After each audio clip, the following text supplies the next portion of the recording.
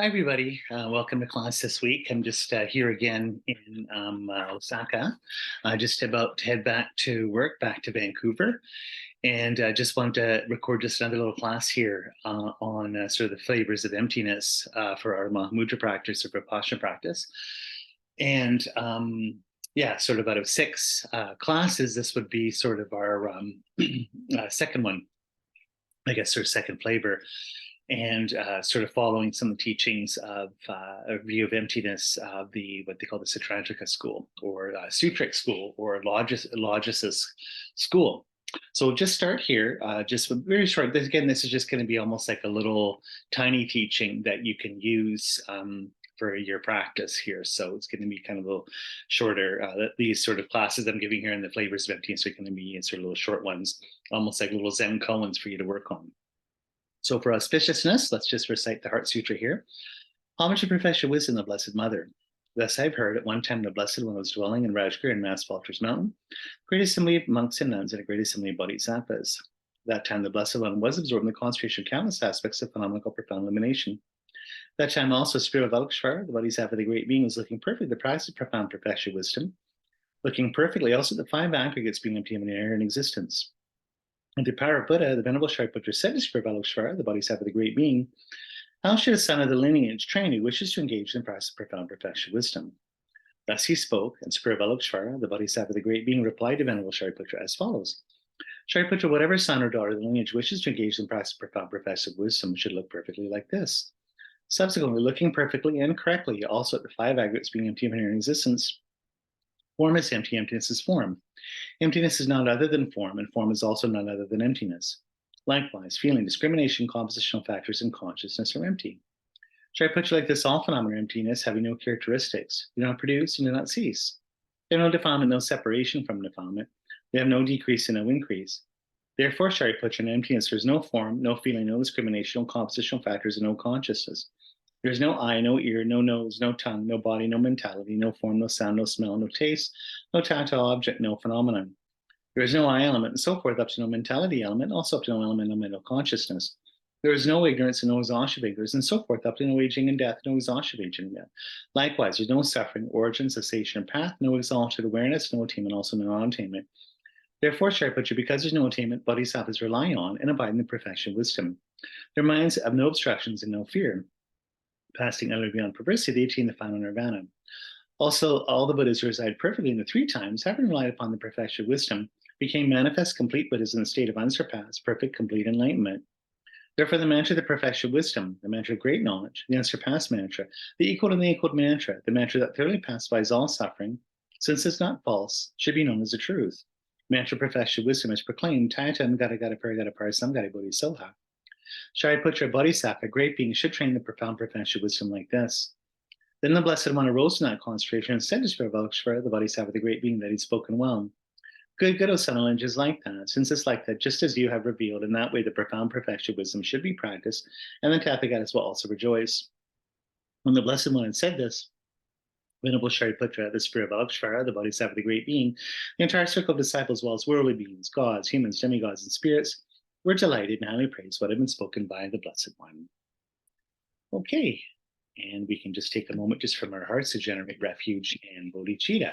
So we can just think and just sort of say to ourselves here, I and all sentient beings, to achieve enlightenment, go for refuge to Buddha, Dharma, and Sangha.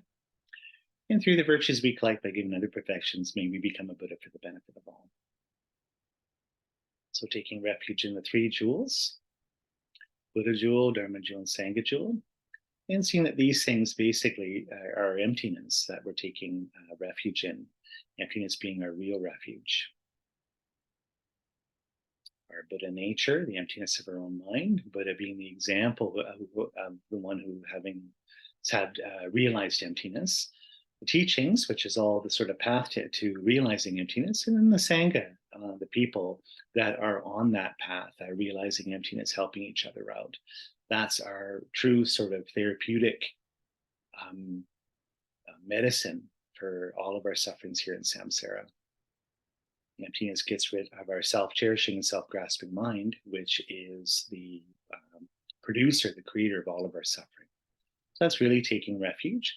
And then our bodhicitta here, that we have the intention of doing all this practice, walking on this path, for the awakening and benefit of all sentient beings. May we become Buddha, that all other sentient beings become Buddha as well. Everything we're doing now is motivated by great compassion. Okay, so continuing on for our practice here and looking at the flavors of emptiness. So in the teachings here, I know Geshe Michael Roach had said, if from Mahamudra, that you could be meditating, a good thing to meditate on would be on your feelings. So when you're sort of sitting in Mahamudra practice and meditating on your feelings, allowing them to just be what they are, allowing them to come to go and go, your feelings in that moment, being almost like an impassive mirror, allowing feelings to arise and fade away without judging them, without sort of repressing them or sort of indulging them, and just letting them be on their own, and then just witnessing them. And in this Vipassana, superior seeing their emptiness, seeing the cause and conditions that make them up and so forth. It's just something he was saying, it's just a little bit easier again than just using thoughts. One of our Qigong teachers, Jill Marin, who was so great, said that there's a difference between thoughts and feelings. You choose your thoughts. So on a day-to-day basis, if you're just on the bus or walking around and you're lost in thought, you're going over Deepa Ma, that great Theravada teacher, always said the mind is nothing but stories. You might have heard that, that little quote that's becoming more and more popular now. But all the mind is just, when you think about it, when you're walking, you're thinking, you're talking to yourself, and just all the sort of sometimes just soap operas in your mind of things you have to do, the past, the future, things you're anticipating, planning for, nostalgia, resentments, or fond memories, or whatever. All that's kind of circling the past. But for the most part, it's your thoughts are something that you choose or sort of generate, and that they're logical or rational. There's reasons for them. So that's what he was saying. Like in Taoism, they say that's associated with the wood element. So that's that idea that energy is just almost like bamboo, or growing or reproducing itself. Whereas feelings are part of the metal element in Taoism. So the metal element being that, you're reflecting like a mirror. It's the mind in that capacity or aspect. And the reason they say that is that he always said, you choose your thoughts, but you don't choose your feelings, you get them.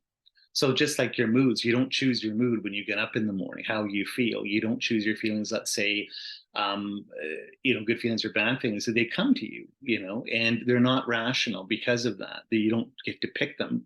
You go to a party and someone says, oh, this is so-and-so, this is Matthew Richards, pleased to meet you, and talking, and then, oh, I don't like this guy. And you might think, wow, he's starting hospitals all over the world, or he's, invented a cure to cancer. I should like him. He's a nice guy, but I just don't like them. And that's the feeling, that oftentimes feelings, of course, are very different than thoughts.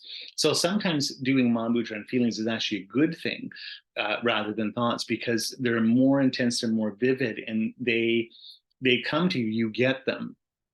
You don't choose them. So if they're perfect example of ignorance, in the sense that in that moment of seeing your feelings being what they are, oftentimes our ignorant mind sees them as being self-existent or inherent. In other words, existing outside of any kind of relationship, causal relationship of imputation or concepts or so forth, that they're just inherently what they are. So I have to, quote unquote, trust my feelings. I don't like that guy. That guy's a bad guy, that Matthew guy. So I feel that way. So therefore that's the way it is.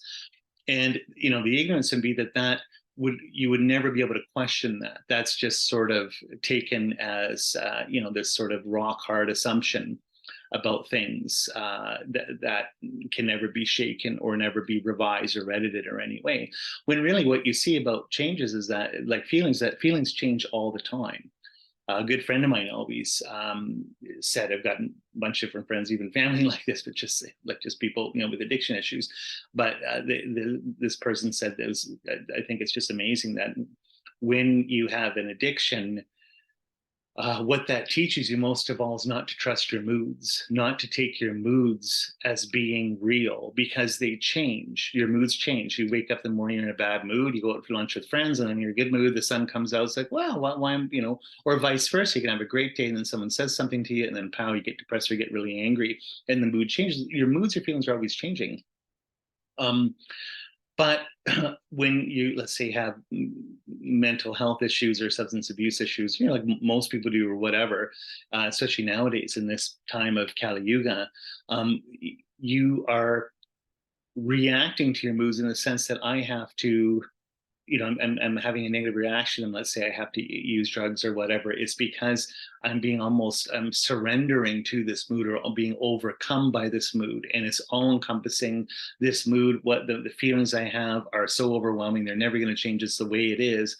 And so I have to do something right now to change them, or run away from them, or numb them, or be in denial about them because they're too painful to handle. But really, in Mahamudra, if I can sit there and sit long enough, sometimes, easier said than done, of course, but I'm just saying, as an example here, that mood will change. You can see it when you're sitting, and then it's like, wow, okay, I thought that was so real, and it's just blowing away like the wind, like a dream. So it's good to see that. So in other words, we don't choose our feelings; we get them. Now, where does all this come with our second flavor of emptiness? Well, we did the first flavor, which is the thing that everything is impermanent, everything changes, and you can see that from the sort of school of emptiness, the Vaibhashika or sort of Abhidharma school, sort of the initial teachings you get out of sort of the Buddhist corpus, where people are putting together Buddhist teachings on emptiness in the Abhidharma basket. Big thing is you see that all dharmas or phenomena are compounded, put together in terms of relationships and cause and effects, and they all change because they're all put together. Therefore, they're all subject to coming apart. And what's important with that is that when we apply that same view to ourselves, it's a direct antidote to our self-cherishing or self-grasping mind, which claims, of course, that there is something like an inherent master self or super ego, not in the Freudian sense, but just sort of a big soul that you have, the real me, Matthew, that never changes, is always already there and will always be preserved. This flavor of emptiness, emptiness flavor number one, is attacks that, or sort of heals that, or sort of is the medicine against that virus or bacteria. And like I said, just having that as your main, first of all, sort of course, but nevertheless very subtle in its own way, little view or little koan you can always bring to bear as your vipassana, as your meditation. If you're sitting forward with Mahamudra, just walking down the street, running errands in the city, things change. Things are always changing. So if they're bad, it can change to being good. If they're good, change to being bad.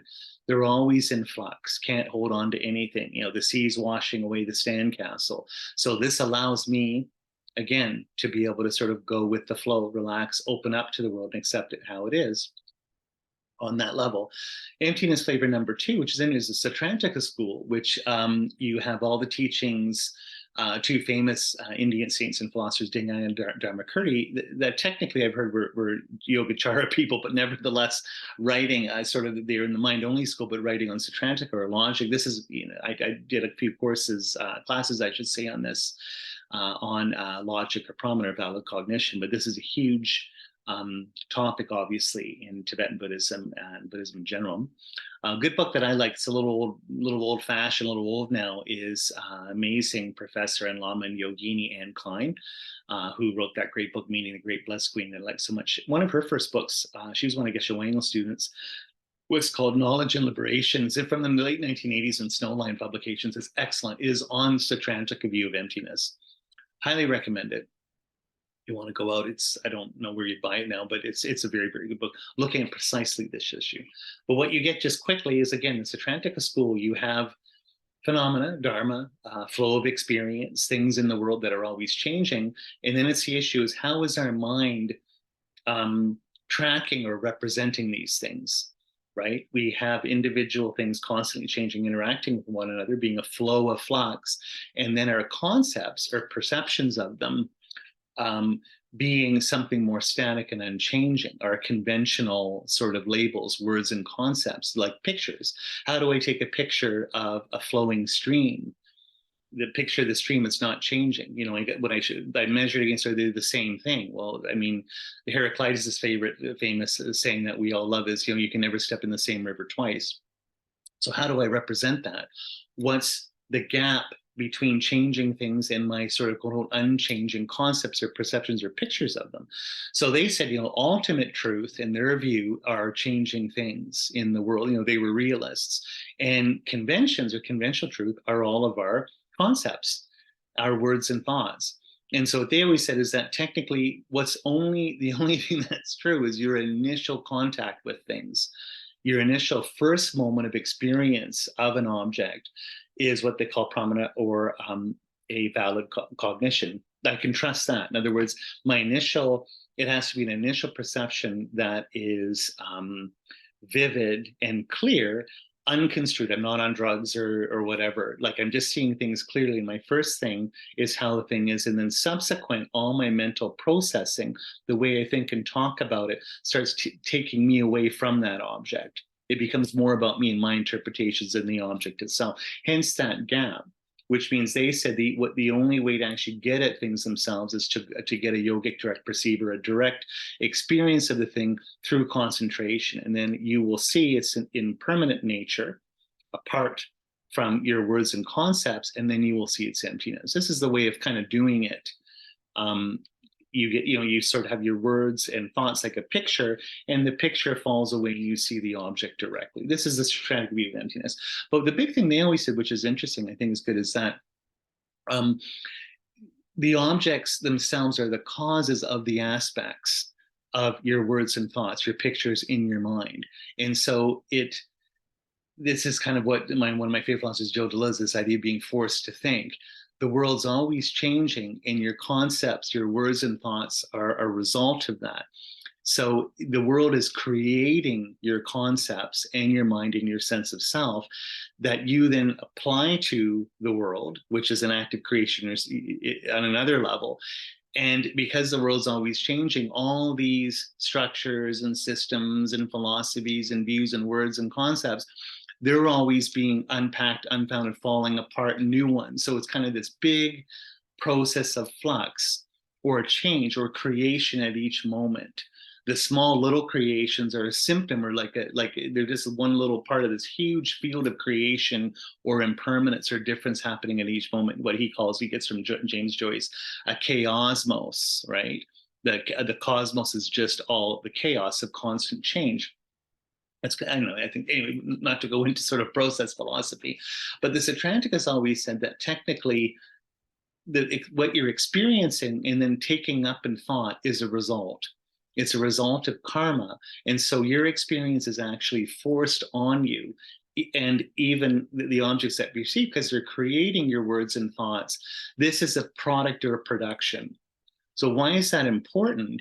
Is in the moment, you can't change things. You have to accept them the way they are. So in a lot of ways, it's just like I'd mentioned with sort of accepting all things are impermanent. We're taking a little bit deeper, just like feelings, where I was saying you don't choose them, you get them. Technically, in the big picture, thoughts, experiences, events, they're all kind of like that. And this is one of the big things the important things you get in Buddhism. It's this idea of teaching karma, that everything is a cause and effect. So the effect is the experience you have of things. So your experience is always an effect, not a cause. So when you're in Mahamudra, things are being forced. Your experience is a result. It's being manifest to you, served to you, revealed or disclosed to you. And that's what you see when you're meditating, the mind meditating on the mind. But if that's the case, there's a certain degree of acceptance that I have to have. I have to lose, or that fact wipes away the idea that I'm in control, that myself, not just on the first flavor of emptiness, is this independent self or soul that's always already been there, unchanging, separated from all things, center of the universe, numero uno. But also, I go to the next level. It's like Freud said, the three humiliations of humankind. One, that we're not the center of the universe, the sun is. Darwin were just a product of random natural selection, and three, we're a product of our unconscious drives and tendencies. And so, what Freud always says is that you are not in control. This has nothing to do with you think you're the center of the universe when really you're not. Similar kind of thing with the Satrantika school here is if everything a result is a result, you're not in control as a master self, the master conductor here in this way, making everything the way it is at this moment. Everything is from past karma being served up to you right now, like a movie that you're watching, a show that you're watching. Now, how you react to it, what you do with it, and this kind of stuff, that's something different. That's further causes that end up producing further results. But in the moment, you are not in control. This is a result. And so we're going to have to draw the good thing in the Mahamudra level here, our Vipassana level, because of that. We have to, on a Mahamudra level, accept it. And you can accept it in a stoic way. So I always like to correct people. So the great Greco-Roman school of Stoicism isn't the sort of cartoon cliche caricature of Stoicism that the early Christians made, is that when you're Stoic, you're indifferent, you don't care about, you're this nihilistic person, or whatever. It's quite the opposite. Stoics, the idea of Stoicism is because everything is cause and effect, everything is nature, everything is necessary, means everything is necessitated. So whatever happens is willed to happen by the universe, including your participation in that huge show. And so all you can do if you want to be, sort of be a real ethical person is what's kind of later called being worthy of the event. What you do as a Stoic is you say, my will, I bring it into alignment with the necessity of everything happening to me at this moment. So I say, may things be the way that they are now. May they be thus. May they be not anything different, which means I have to have a positive, affirmative attitude towards everything. I have to love everything. I have to accept everything. Then that's the test of my moral worth. So the point of being a good Stoic is to have a joyful attitude towards all things, where it's like, may it be so. I wake up in the morning, it's raining, may it be so. I get cancer, great. Whatever I'm doing, it's almost like a deeper version of Lojong. I'm turning lemons into lemonade. Like however things happen, I'm going to affirm it, accept it, and make it beautiful and wonderful. Make it who I am. Make it the way everything is. In a similar way here, I can do a similar thing with my Mahamudra. And like Spinoza always says, one of my favorite philosophers, he said, the problem we have in the world is we're always taking ourselves for a cause when we're a result. Everything is necessitated in Spinoza's view. Everything's cause and effect, everything's geometry, this and that. So the point is in any moment to do this Stoic form of affirmation, right?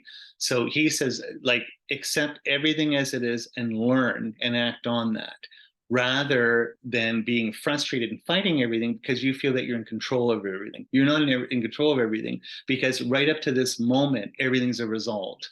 You have it kind of ass backwards. So he's that great quote, I'm paraphrasing, it's something like you'd have to go look through the ethics to get the great quote, but I always like where he says, do not rage, do not cry, understand. Do not rage, do not cry, understand. So isn't that like Mahamudra as a form of wisdom? Do not have anger or aversion, do not have attachment, but have wisdom, understand. Just allow, be in the natural state, allowing your thoughts, your feelings to come and go and see their emptiness, to see that they are being produced as a result of your karma. And then on a creative level, the judo flip right here that I can do is see. But this sort of leads us into emptiness flavor number 3. But if everything is a result of karma, my reaction to that is going to be creating new karma. So there is the creative aspect, is even in a state of necessity, I can contribute to this. I can find my own self-determination or will or power, my creative potential here, which I think is amazing. And then also, this is a way of creating joy or affirmation, right? So Spinoza said you got a choice. There's either joyful thoughts or sad passions. Joyful thoughts is I know the causes for things. I know how things work. Sad passions is that I don't. And so I'm reacting to things. I'm resentful. I'm always fighting against the world, It's I'm trying to be in control, trying to work everything, and the world is coming at me. It's this huge war, rather than, like we say, coming from us, or seeing that coming, the whole process of manifestation is happening, of revelation, of disclosure, right, as a gift being offered to you. And that's the sort of, again, the creative and affirmative potential we have here with Mahamudra for the second view of emptiness. Is so if things change, things are always changing, and what you get at you is the ripening, the result of that change, or the karma ripening, and the necessity of that. And so this is overcoming the self-cherishing and self-grasping mind of taking the self as existent and taking the self as being in control, master controller, right? That form of ignorance that leads to suffering is being wiped away here. And we're getting a newer, creative, affirmative, wiser view of ourselves using our little second view of emptiness here, second flavor of emptiness. So two of our close friends gave excellent advice for the Big Chud retreat. My wife Christine and I did many, many years ago now. And one of them said, we said, do you have any advice? Because they did the retreat. One said, yes, stay open. So one person's like, stay open. We're like, that's amazing. And then the person goes, let it go. So stay open, let it go. How do we do that here? Stay open, because things are always changing, right? So this opens everything up. I can't hang on to anything or resist anything, because things are always changing, right? So then I also, if things are being necessitated through karma, I have to let it go, because in that moment, I can't control the result, because it is a result. As Aryadeva, famous Buddhist saint, says, when all the causes and conditions come together, who can prevent their result? Same kind of thing. Once the karma is ripening, it's just like the seeds growing, the flowers coming out. Who can do it? So at that point, I just learn to let go. My practice of Mahamudra, learning just to allow things, natural state, Dzogchen, contemplation, Mahamudra, whatever you want to call it, in that state of pure, pristine awareness, relax, be open, and let go. Okay, great. I'm off to work, and I'll see everybody next time. Okay, we'll just take a moment. Let's just dedicate all of it, what we've done today here together, for the awakening of all sentient beings. Okay, see you next time.